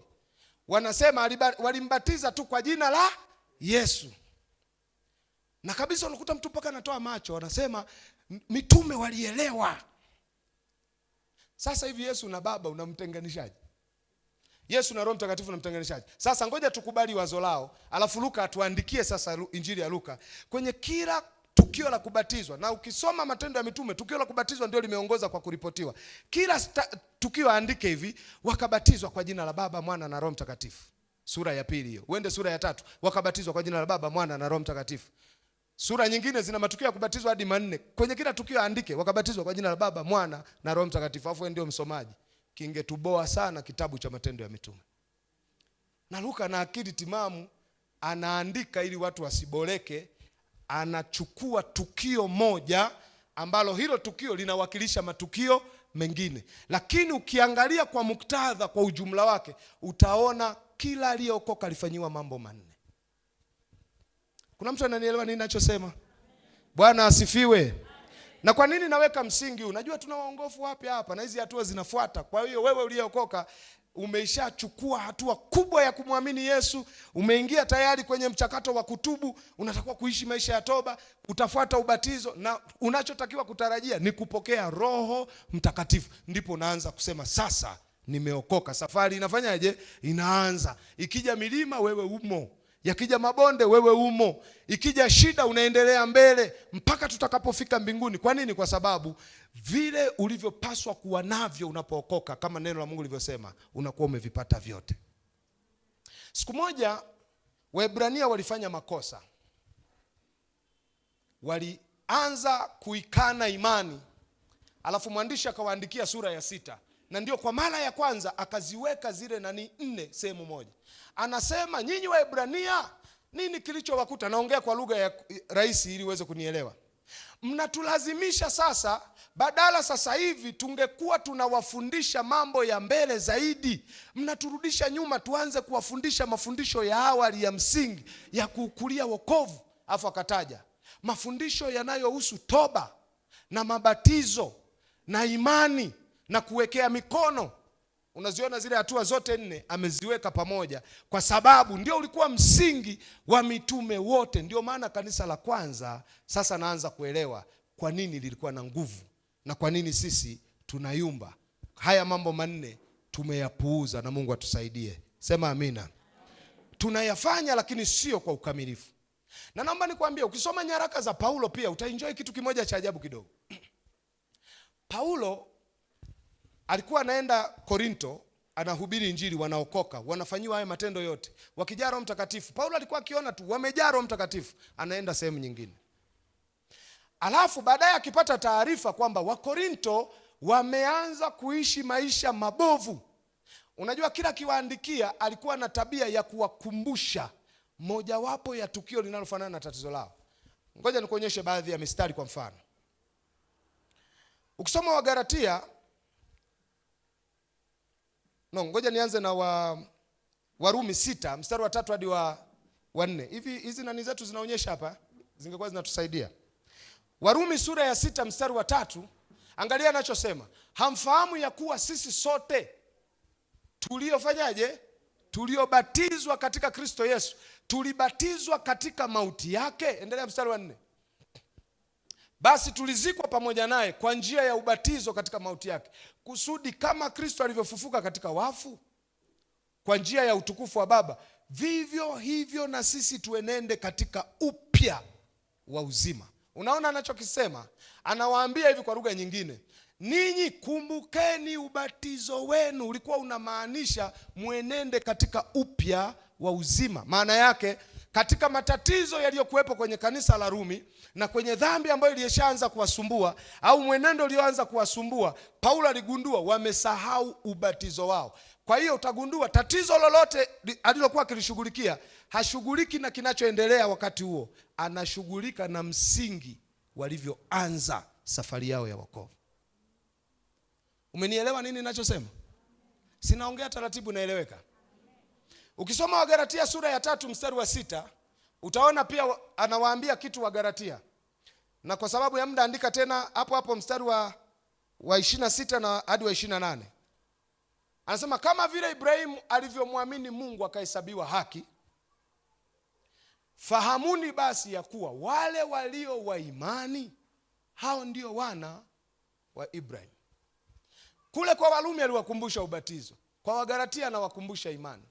Lakini unaona anarejea hatua ya awali ya msingi ya wokovu wao, kwa sababu hawa waliyumba kwenye imani, na akarejea kwenye msingi kuwakumbusha, nyinyi mlipookoka mliamini, endeleeni kuamini, ndipo mtahesabiwa nini? Haki. Kuna sehemu nyingine Paulo anaongea na Timotheo, anasema, sikiliza Timotheo, hatukupokea roho ya hofu. Kwa lugha nyingine anamwambia hivi Timotheo, sikiliza, ulipopokea Roho Mtakatifu ilimaanisha uendelee mbele, uwe jasiri. Hiyo hofu unayoweza kuingiza hapo sio sehemu ya wokovu ulioanza nao. Na Paulo amemkumbusha sana Timotheo, hasa kwenye Timotheo wa pili, kwa kumrejesha kwenye msingi. Piga vita vile vizuri vya imani, ukayaungame maungamo, ukayakumbuka maungamo ulioungama mbele ya mashahidi wengi. Anamwambia kwa lugha nyingine, kumbuka wewe ulitubu, endelea na maisha ya nini? Ya toba. Unanielewa nini ninachosema, mtu wa Mungu? Kwa hiyo nitaka nikuonyeshe namna ambavyo Biblia tangu mwanzo, quality au ubora wa aliyeokoka ulitokana na haya mambo manne ambayo yalifanywa au walifanyiwa, na ndio maana waliendelea mbele na wakawa na nguvu. Sasa tunaposema kuokoka, ni vizuri pia tukawa tunafahamu wokovu wetu ni nini. Na hii naomba niimalizie kwa namna hiyo, unisikilize vizuri. Jamani, wokovu wetu sio kazi yetu wenyewe. Lakini pia Mungu anavyotuokoa hamaanishi anatuokoa ili tuishi tunavyotaka. Wokovu wetu umekaa kama partnership. Yaani ni ushirikiano, au naweza kusema ni ushirikiano kati ya Mungu anayetuokoa na sisi tunaookoka. Sasa bahati mbaya hapa sina ningechora kaubao kangu kale kamchoro kangu. Nafikiri kesho tukiwa na ubao nitakuonyesha vizuri. Nisikilize vizuri. Mungu anapomtuma mwinjilisti kuhubiri mkutano Mabatini, maana yake Mungu anamtafuta mtu aliye dhambini ili atubu. Yule mtu akisikia neno, lile neno, Biblia inasema imani huja kwa njia ya kufanyaje? Ya kusikia. Yule mtu akisikia neno anaanza kujuta, anaanza kuumia kwa dhambi alizofanya, alafu anaamua kuokoka. Si unamwona huyo mtu? Yeye ameamua, amekubali. Ndio maana tunawaongoza watu waje kwa Yesu kwa kuwaambia hivi, ikiwa umelisikia neno la Bwana, ikiwa Mungu amesema na wewe na uko tayari sasa kumpa Yesu maisha yako, nyosha mkono. Unajua zile hatua unapomwambia vile, maana yake unamuongoza achukue hatua ya imani, na maamuzi ya kufanya hivyo ni yake. Naomba nikuambie, Mungu hajawahi kumkamata mtu akamuokokesha, hajawahi kufanya hivyo. Na hata mtu akija siku moja akasema mimi aliniokokesha, huyo mtu mwekeni mikono tukemee hilo pepo. Mungu haokokeshagi. Mungu anamwachia mtu afanye maamuzi yeye mwenyewe. Yeye anachokifanya ni kama mpanzi anayemwaga mbegu. Swala la wewe kupokea ile mbegu ni maamuzi yako. Ukikubali wewe, ama ukikataa ni wewe. Unanielewa mpaka hapo? Sawa na Roho Mtakatifu apagaagi. Unajua tofauti ya mtu aliyejaa Roho Mtakatifu na aliyepagawa? Utawaona kwenye maombi. Mungu atusaidie, nataka kusema kitu kigumu. Au niseme tu ni mfano, lakini nimeuona Bukoba. Kwa mfano, Roho Mtakatifu akijaa ndani ya mtu, kwa sababu huwa apagai. Tukijaa Roho Mtakatifu tunabaki na akili zetu timamu. Yaani hata akipita mende tunamuona yule ni nani? Ni mende. Huku tunanena kwa nini? Kwa lugha. Lakini kwa kushangaa siku hizi tunawapenda wanaosema nilifurika, alipita kenge hata sikumuona. Bandika mkono, msaidie huyo mpendwa, kwa sababu alikofurikia siko kwenyewe. Kwa sababu Roho Mtakatifu apagai mpaka akaondoa ufahamu wa nani? Wa mtu. Sasa huwa naangaliaga hata kwenye ibada zetu, tumejaa, tumefurika, rika. Mchungaji asimama, jamani, Bwana asifiwe, tuendelee. Yaani mpaka asema mbebeni, mpelekeni nje. pelekeni nje, tupishe utaratibu wa matoleo. Alafu yule mtu akiulizwa, wewe mbona wakati wenzako wote wamenyamaza, wewe ulikuwa unaendelea? Sema, unafikiri nilikuwa najiona? Nilijaa. Roho Mtakatifu apagai, yani hawezi akajaa mtu mpaka akapoteza nini? Fahamu. Mapepo ndio yanaweza akamkumba mtu yakampelekesha hata haelewi yuko wapi. Hapa nimeongea pagumu. Kwa hiyo nisamee kama unapiga garika. Na kuna wengine anavizia wakati ule kwa utulivu, anavizia mmenyamaza, ndio anakiwasha. Mungu atusaidie. Na akiambiwa tulia, anasema kanisa hili wamepoa. Hakuna, hawajapoa. Roho Mtakatifu anaenda pia na utaratibu, na anaheshimu sana utaratibu. Ndio maana Biblia inasema msimzimishe roho. Maana yake bado tunakuwa na uwezo wa kumzimisha ama wa kumpa nafasi. Lakini tukimpa nafasi huwa haribugi utaratibu aliyoukuta, ila anautengeneza utaratibu kwa ajili ya matunda mema. Sema amina. Bwana asifiwe. Bwana asifiwe. Mungu atusaidie sana. Kwa hiyo wokovu wetu ni partnership. Kuna upande Mungu anafanya, kuna kile sisi pia tunaitikia. Kwenye toba Mungu anaachilia neno, sisi tunatubu. Kwenye imani Mungu anaachilia mbegu ya imani, sisi tunapokea imani. Kwenye ubatizo sisi tunatii kwenda kubatizwa. Kuna vitu Mungu anafanya na tutajifunza. Na nafikiri nimeshafundishaga kidogo hapa. Tutajifunza nini Mungu anafanya mtu anapobatizwa, na ndio utaelewa kwa nini Mungu aliagiza watu wabatizwe. Kwenye Roho Mtakatifu Mungu ndiye anayegawa, ni kipawa. Sisi kazi yetu ni kupokea roho. Ndio maana inaitwa kupokea Roho Mtakatifu. Haya mambo ni mambo ya msingi ya awali, tunatakiwa kujifunza na kuyajua, alafu tukayafanya. Huenda tukasolve matatizo yetu mengi sana ya kiroho. Mimi naanza kuamini tumeenda umbali mrefu sana, lakini huku silinda hazichomi.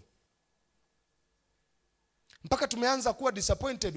Waliokoka sasa hivi wana maswali mengi, ila hawasemi. Wana maswali mengi, wanahangaika, wanazurura, wanajaribu kutafuta majibu, na mpaka wamefika mahali wanajiuliza, wokovu ni wenyewe au sio wenyewe? Lakini ukija kufuatilia, shida iko kwenye msingi. Hebu wote tuseme msingi. Nilikuwa nasoma siku moja historia ya kanisa, nikaogopa kitu kimoja, afu nikagundua kwa nini tumeathiriwa. Mtanisamee, nitagusa madhehebu ya watu. Kuna mikondo ya imani. Unajua Ukristo umegawanyika sana. Kuna watu wanaitwa liberals, wanaitwa waliberi. Yaani kuna watu ni Wakristo wenye mfumo wa kiliberi. Hawa jamaa huwa wanaamini wokovu ni kutubu, kwamba ukiokoka we tubu tu, geuka, badilika, uwe mtu mpya. Hawataki mambo ya imani, hawataki ubatizo, hawataki Roho Mtakatifu. Wao wokovu ni toba peke yake. Na sio kwamba wanakosea, kwa sababu kipengele cha toba kipo. Lakini jaribu kufikiri, una mtu aliyeokoka, ametubu dhambi, alafu hana Roho Mtakatifu. Unapata mtu gani? Na huu mkondo wa hawa mabwana umetengeneza mpaka mavitabu, na watu wanayasoma na watu wanafundishana. Na ukiwakuta, ukiwauliza tu wokovu nini, wanasema wokovu ni kugeuka, ni kubadilika, ni matendo. Wanaishia hapo. Lakini kuna mkondo wa watu wanaitwa wa evangeli au evangelicals. Hawa jamaa wao wokovu ni imani, kwamba yani cha msingi muamini tu Yesu. Na wako wengi Tanzania, nafikiri mimi nimekutana nao wengi sana, wanasema jambo la msingi ni kuamini. Kwa hiyo ukiongea nao ubatizo, kwao hauna umuhimu. Maisha ya toba hayana umuhimu. Na sasa hivi wameadvance, wameenda mbali zaidi, wameanza hadi kuamini kwamba tukiokolewa hatuwezi tukapoteza wokovu. Yaani tumeokolewa, Mungu alishamaliza kila kitu, na kama Mungu angetaka tujitahidi, basi asingekufa Yesu, yaani sisi ni wakwenda tu mbinguni. Kwa hiyo wao wanachojali ni imani peke yake. Na kuna madhehebu ya hivyo ni hivyo. Siku moja nijichanganya, nikaombwa kufundisha somo la Roho Mtakatifu. Chamoto nilikuwa nakiona mimi, sababu nafundisha kitu ambacho ni kama mtu hajawahi kukisikia kabisa, na sio kipaumbele chao. Wao kipaumbele ukiamini inatosha. Lakini kuna watu wanaitwa wa Sacramento. Nafikiri mmeshawajua wa Sacramento. Wao Ukristo ni ubatizo. Cha msingi ukibatizwa we ni Mkristo. Hata ukiwa katoto we ukibatizwa ni Mkristo. Pasipo kujali umeamua, umetubu, umeamini, we cha msingi umefanyaje? Umebatizwa. Wewe ni nini? Ni Mkristo. Alafu kuna wa Pentekoste. Wao msisitizo wao ni Roho Mtakatifu. Ukijaa umefanyaje? We ndio Mkristo. Lakini ukweli wa Biblia ni kwamba wokovu unahitaji yote manne, hauhitaji nusu. Kwa sababu tatizo la kuchukua ukweli nusu, utatengeneza tu uzushi kujazia ile nusu ya pili. Utatengeneza fundisho kujaribu kujazia kitu kingine ambacho kitaanza kuleta shida. Na mimi nimefanya kautafiti kwa sababu ya kuzunguka kwangu. Watu wengi ambao hatua 4 hizi za wokovu hazijafanyiwa vizuri ndio wamejaa kwenye nyumba za ibada, wanakombolewa kila siku. Na wakati naongea hivi, hebu simama hapa kwenye ukombozi, hapa pako serious kidogo. Simama kwa miguu yako. Wanakombolewa kila siku. Nisikilize vizuri. Ameokoka, anasema anaenda mbinguni, amepita mautini kwenda uzimani, amekuwa kiumbe kipya, lakini ana laana za babu yake.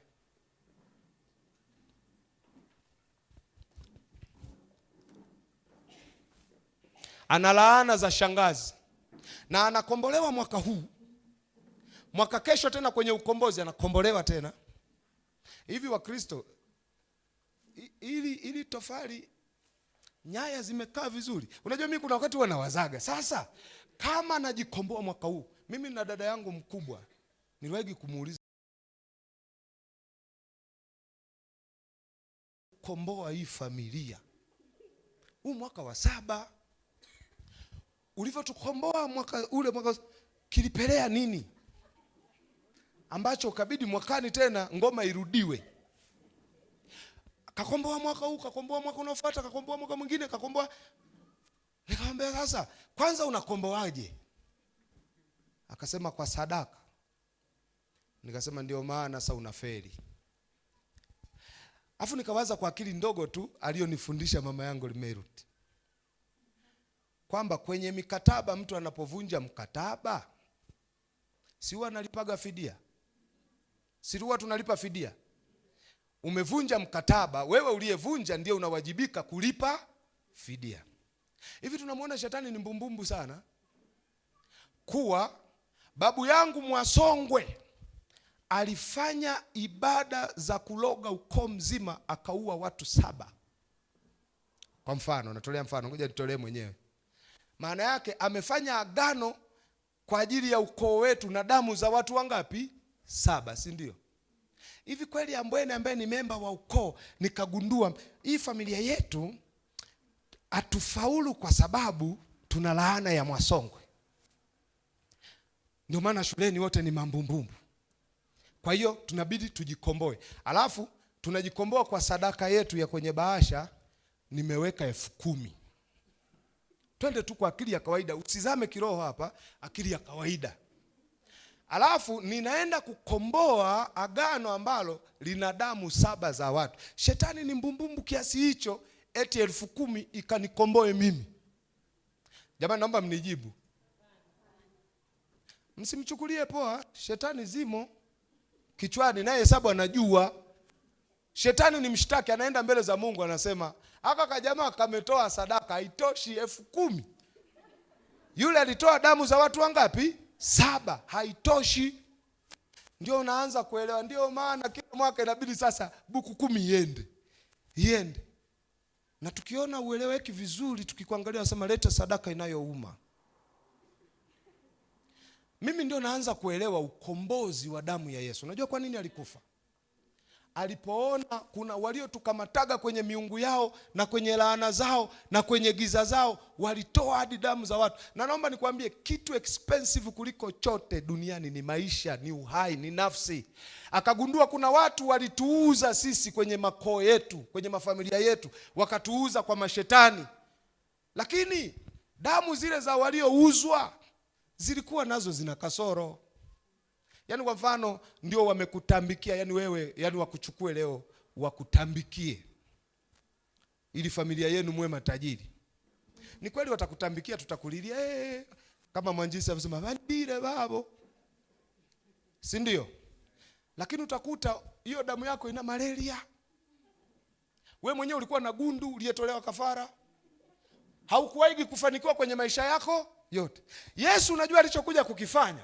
Alipoona wanadamu hawawezi kulipa gharama ya kukomboa chochote, akaja akaingia kwenye tumbo la mwanamke anaitwa Mariamu ili apate mwili, apate na damu kama mwanadamu. Akaishi miaka 30 akiwa na damu safi pasipo kutenda dhambi. Alafu akaenda msalabani, akafa, akamwaga damu, afu akasema imekwisha. Unajua maana yake? Waebrania anasema akaichukua ile damu akaenda nayo mbinguni patakatifu pa patakatifu ili afanye upatanisho kwa ajili ya nafsi zetu. Na kwa sababu hiyo amefanyika kuhani mkuu wa damu ya kunyunyiza, si ndio? Na mjumbe wa agano jipya.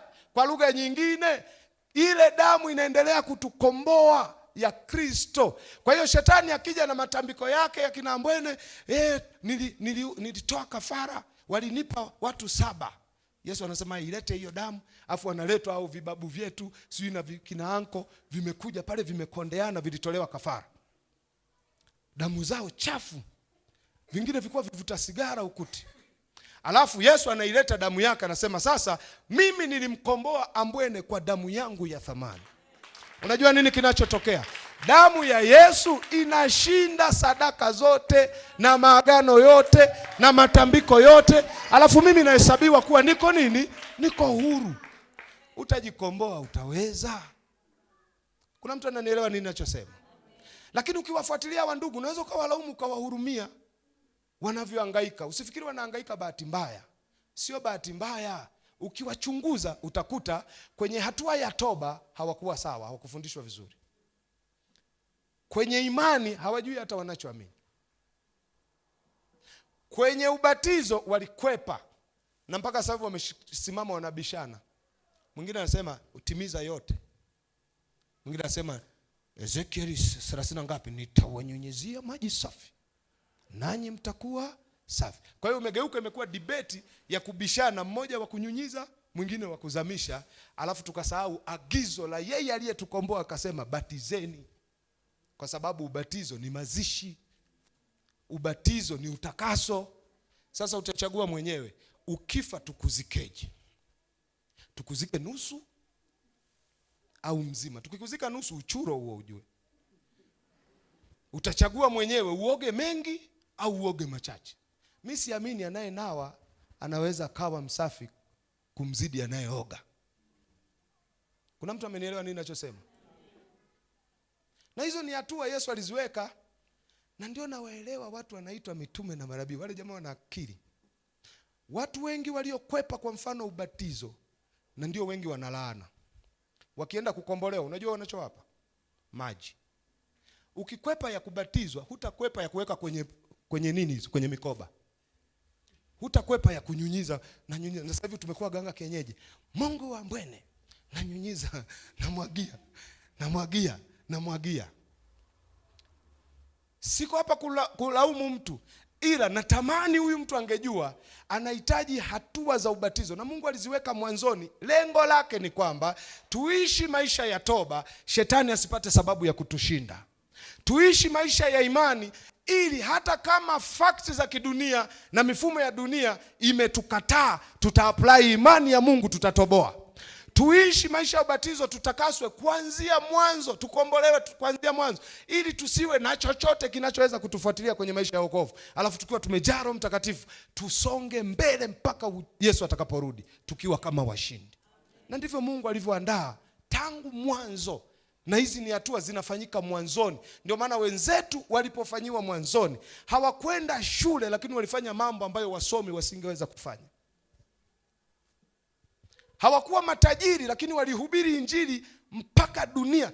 Kitabu cha Matendo ya Mitume nilikuwa nasoma historia yake, kina miaka 33 ile historia, miaka 33 tu. Kuanzia ile sura ya kwanza mpaka sura ya 28 ni historia ya miaka 33 ya kanisa. Lakini hiyo miaka 33 waliichakaza Middle East yote, Afrika Kaskazini yote, nenda mpaka Ulaya Mashariki yote, ikaenda kwa Yesu. Alafu wanapambana na mizimu na miungu mikatili, serikali ngumu, alafu hawajasoma, hawana magari, hata wakiandaa mikutano hawawaaliki hata kina Ambwene. Roho Mtakatifu yupo, nguvu za Mungu zipo, watu wanaokoka, wanasonga mbele na Yesu anahubiriwa. Na walikuwa na matokeo. Wanaenda kuhubiri, hawana nauli, Roho Mtakatifu anajua huyu ataliwa na wanyama, anamchukua lifti. Mimi leo nimesafiri na ndege. Lakini mnaonaje Roho Mtakatifu ambaye mzee ananiambia tumemaliza kongamano, hatuna nauli mwanangu. Naambia mzee usijali, na switch rohoni, niko kwa Jaki Sebuleni Dar es Salaam. Japokuwa mtanitenga. Hiki kizazi utasikia utuambie umepaaje, unawanga. Sijui kuna mtu ananielewa. Kwani hatutamani ile nguvu ya Pentekoste ya tangu mwanzo? Wangapi wanaitamani ile nguvu? Naomba nikuambie kwa lugha nyepesi, siri ilikuwa namna walivyozaliwa mara ya pili. Hatuhitaji sometimes kujifunza mavitu magumu, yani siri iko hivyo, toba. Sasa nisaidie kumuuliza jirani yako, unaishi maisha ya toba? Alafu wewe unayejibu jijibu moyoni. Na uzuri ili swali ukiliuliza, kuna tule tu dhambi tukierere mpaka sasa hivi tayari kamekuja mbele yako hivi. Kamekuambia hamuna. Ako kaweke kwenye mabano, kanahitaji kushughulikiwa.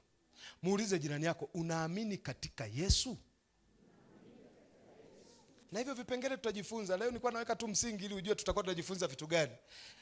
Na ukisema kuamini katika Yesu maana yake nini? Nitakufundisha. Mimi nishajifunzaga hivi. Wengi tunaamini kwamba Yesu ni Bwana, lakini hatuamini katika Yesu. Wangapi wanaamini mimi niko hapa mbele yenu? Nyosha mkono. Wanaoniona na wanaamini mimi ni Ambwene. Wanaosema mimi ni Ambwene na unaamini mimi ni Ambwene, nyosha mkono. Mnaamini. Huko ni kuamini kwamba yule ni nani? Ni Ambwene. Ila kuamini katika Ambwene ni pale nitakapokuambia, Mama Ngonyani, Bwana ananiambia unipe milioni 10 sasa hivi. Akinipa anaamini katika mimi. Alafu unipe milioni 10 nitakurudishia asubuhi. Akitoa ndio kuamini katika. Maana yake kuamini katika Bwana ni kuwa tayari kufanya jambo kwa ajili ya Bwana, sio Bwana kufanya kwa ajili yako. Umenielewa nini ninachosema? Tuko swali la 3 ndio namaliza hivi. Bwana asifiwe. Muulize jirani yako, umebatizwa kwa maji? Hii tutakuwa na muda mzuri wa kujifunza vizuri. Alafu taelewa nini kiko ndani ya ubatizo. Alafu muulize jambo la mwisho sasa. Umepokea Roho Mtakatifu? Shida wapendwa, muangaliani usoni. Muulize umepokea Roho Mtakatifu? Alafu muulize lini?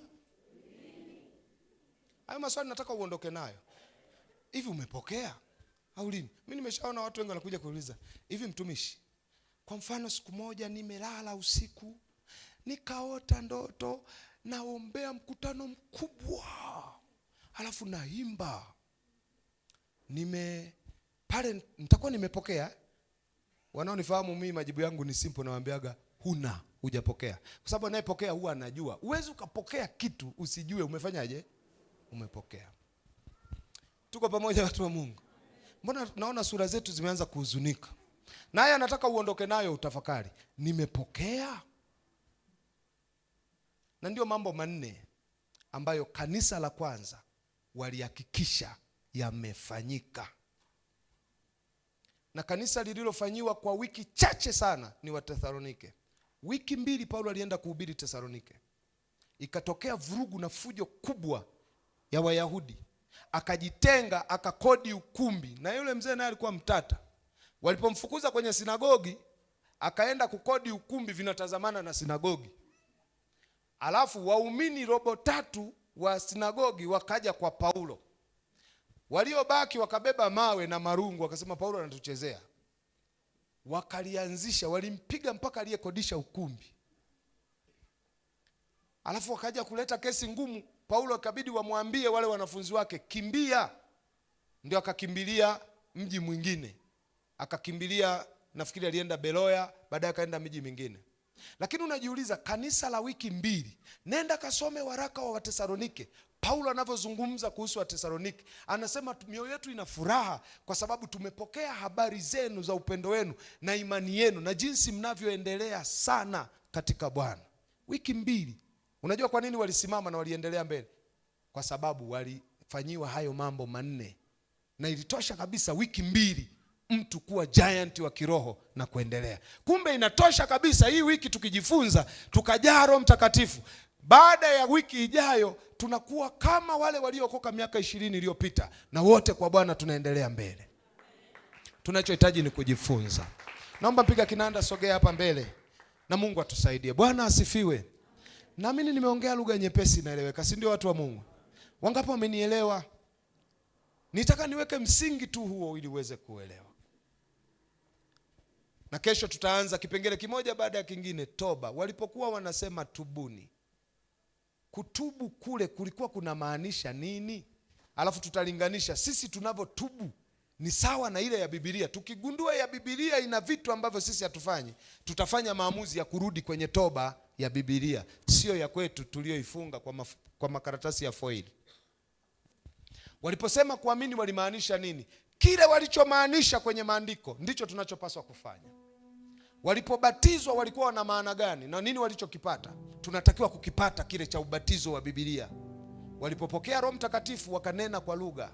Hata vile walivyonena tunatakiwa tunene kama wao vile vile, kwa sababu ile ndio Pentekoste inayoendelea. Sema amina. Wangapi wanamtaka Bwana pamoja na nguvu zake?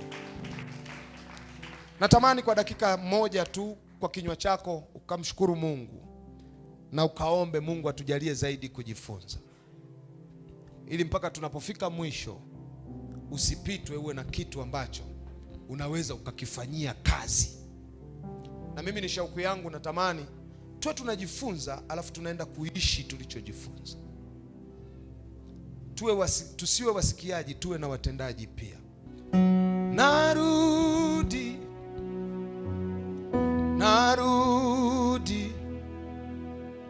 kutoka mbali, sasa unikaribishe Bwana.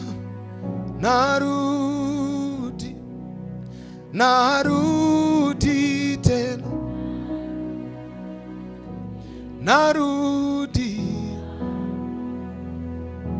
narudi mwambie Bwana kwa kumaanisha maneno haya. Sasa unikaribishe Bwana.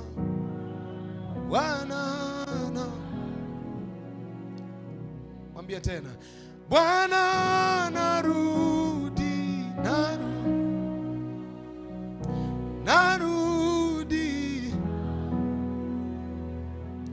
narudi kutoka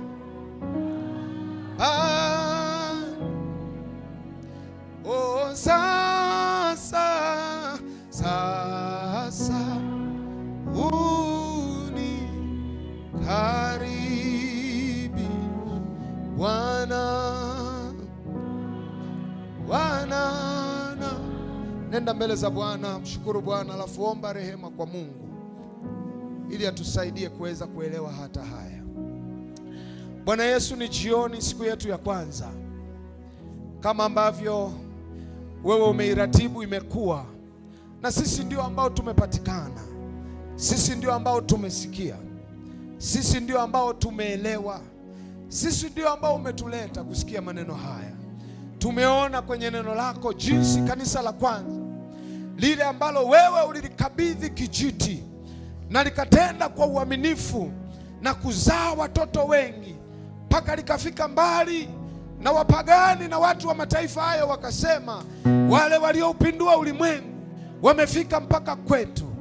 Baba, tunasoma habari za hawa watu, namna kwa uweza wa Roho Mtakatifu ulivyowasaidia kuvuka kwenye mambo ambayo yalikuwa yawezekani kuvuka, kushinda kwenye vita ambayo ilikuwa iwezekani kushinda, kufanikiwa kwenye mazingira ambayo ilikuwa haiwezekani kufanikiwa, lakini wewe kwa Roho Mtakatifu uliwawezesha, si kwa uweza wala sio kwa nguvu za kibinadamu, bali kwa nguvu yako ile ya Pentekoste, wakatenda mambo yaliyo makuu. Baba, tunaposoma habari zao, mioyo yetu inatamani, mioyo yetu inaona shauku, mioyo yetu inapata hamu ya sisi pia kurejea kwenye msingi ule ule, kwenye maagizo yale yale, kwenye mafundisho yale yale, ili tupokee kitu kile kile na tuwe na matokeo yale yale walioyapata, maana tunatoa kwenye neno lako. Bwana, shauku yetu hatutamani iwe shauku tu ya kutamani na kuondoka mahali hapa. Tunataka iwe shauku ya kuondoka na neno lako na kwenda kuliishi kwenye nyumba zetu, kuishi kazini kwetu, kuishi majumbani kwetu, kuishi mtaani kwetu, kuishi kwenye jamii yetu na kuishi kanisani kwetu. Lakini Bwana, tumejaribu mara nyingi kwa akili zetu, tumeweka malengo mara nyingi na mipango na mikakati, na kila tulipojaribu tuliishia njiani. Tulishindwa, hatukufika mwisho, hatukukamilisha ndoto hiyo, hatukutimiza mipango hiyo, kwa sababu hatukuwa na nguvu, hatukuwa na uwezo. Na ndio maana jioni hii ya leo, Bwana, tumekuja kwako kuomba tena nguvu ya Roho Mtakatifu iliyowasaidia itusaidie na sisi tutakapokuwa tunaondoka mahali hapa. Bwana, lifanye neno lako kuwa hai ndani yetu na ukatusaidie kuliishi na kulitenda. Tunachotamani ni matokeo, tunachotamani ni shuhuda, tunachotamani ni ushindi, tunachotamani Bwana ni kusimama katika zamu yetu, katika kizazi chetu, na kufanya kwa sehemu yetu, ili na sisi tukabidhi kizazi kingine na vizazi vingine viweze kukabidhi vizazi vingine kijiti hiki ambacho Mtume Paulo anakiita amana. Baba, tunaomba utusaidie, ukatujaze Roho Mtakatifu kila mmoja tuliyeko mahali hapa Bwana, ili tukawe na nguvu ya kuwa na ushindi tena, tukawe na nguvu ya kusimama tena. Naam Bwana, tujalie sasa, maana tunaomba. Hatuwezi kwa akili zetu wenyewe, wala hatujawahi kuweza kamwe, lakini ulisema mtapokea nguvu akiisha kuajilia juu yenu Roho Mtakatifu.